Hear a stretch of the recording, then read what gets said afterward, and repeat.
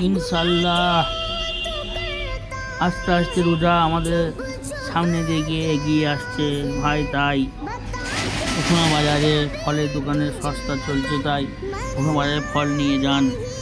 সস্তা লোভনীয়, যার প্রচুর মাল স্টক আছে প্রত্যেক দোকানে। এই চাচার দোকানে প্রচুর স্টক আছে ফলের, তাই রোজায় এই চাচার দোকানে ফল নিয়ে যান, কম দামে পাবেন। কুসুমগ্রাম বাজার মসজিদের পাশে এনার দোকান। ভাই আমাদের চলার পথে মানুষ অনেক ভুল করছে, তাই বাজারে মসজিদে সবাই নামাজ পড়ুন। কত সুন্দর দেখতে লাগে মসজিদ, আল্লাহর ঘর। রোজার মাসে ফল খান, শরীর সতেজ রাখুন। আল্লাহ যাকে খাওয়াবে সে খাবে।